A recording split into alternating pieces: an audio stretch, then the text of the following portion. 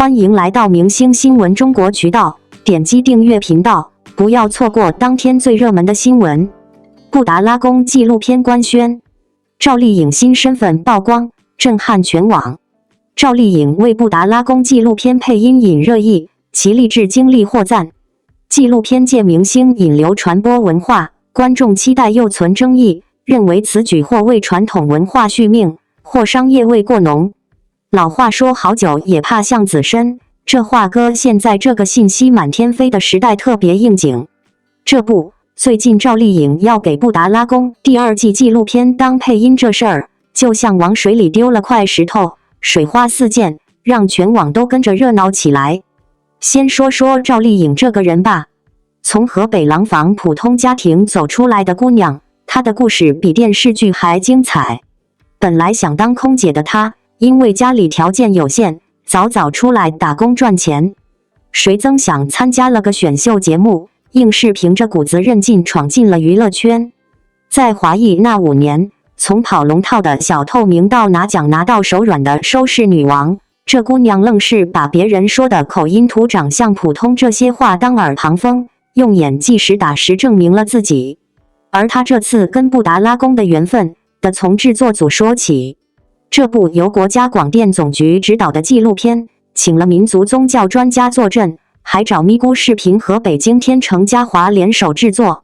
人家本来就想让年轻人多了解西藏文化，结果发现光有干货不够，得找个能带流量的门面担当。赵丽颖国民度高，形象正面，演技在线，可不就是最佳人选。事情进展得挺顺利。2月13号在北京开了媒体看片会，当场宣布赵丽颖加盟的消息，还定了2月16号在咪咕视频独家上线。现场不光主创们聊创作趣事，观众还提前看了第1集新言。别说，赵丽颖这声音真挺有味道，把坡田墙这种传统手艺讲得活灵活现。制作组也是下了血本，又是用爱动画还原历史场景，又是 3D 建模展示不开放的神秘区域，看得人眼花缭乱。消息传开后直接炸锅，热搜蹭蹭往上窜。离正式开播越近，大伙就越着急，恨不得马上能听到赵丽颖版的布达拉宫故事。网友们吵得可热闹了。喜欢的人说，太意外了，赵丽颖台词功底在《知否》里就现实过，这次配纪录片绝对稳。光看预告片里的未开放区域就够吸引人了，再加上明星解说，这波必须追。文化爱好者们更高兴，就该这么搞，年轻人就吃明星这套，传统文化才能传下去。不过也有人担心，纪录片找明星会不会太商业？别把严肃内容整成娱乐节目啊！其实制作方这招挺聪明。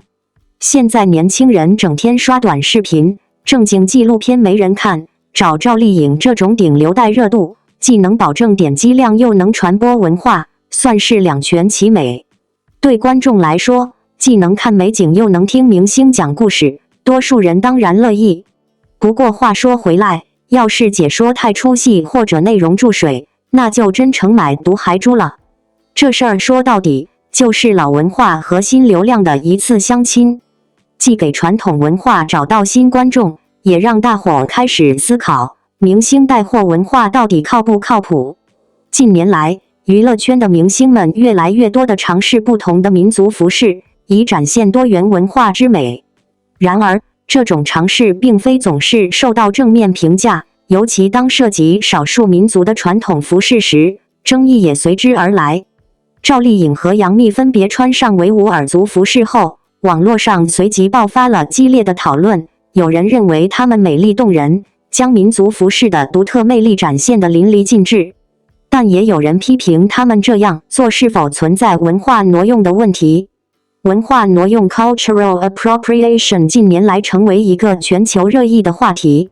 简单来说，它指的是某一文化群体，尤其是占据主导地位的群体，在未经适当理解或尊重的情况下，使用、模仿甚至商业化少数族裔的文化元素，进而造成误解、刻板印象或文化伤害。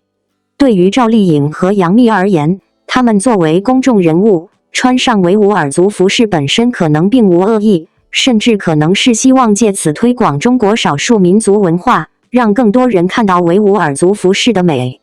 但与此同时，也有观点认为，明星穿民族服饰如果只是为了美观或吸引关注，而忽视了其背后的文化意义，可能会导致文化符号的表面化，甚至误解原本文化的内涵。首先，民族服饰并不仅仅是一种时尚单品，它们承载着丰富的文化传统、宗教信仰和历史背景。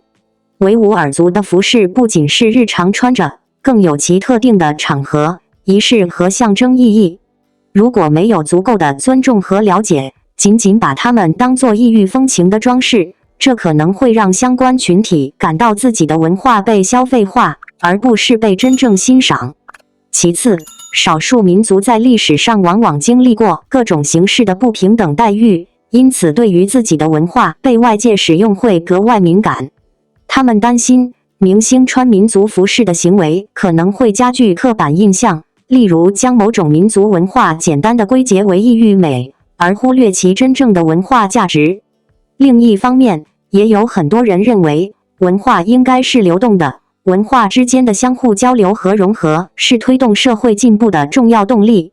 赵丽颖和杨幂穿上维吾尔族服饰，可能会让更多人关注这个民族的服饰艺术，从而引发对维吾尔文化更深的兴趣和研究。在现代社会，我们很难把文化完全划分开来，尤其在全球化的背景下，文化交流是不可避免的。只要明星们在穿着民族服饰的过程中，能以尊重的态度去了解其文化背景，并在合适的场合表达对该文化的敬意，那么这种交流是可以被接受甚至鼓励的。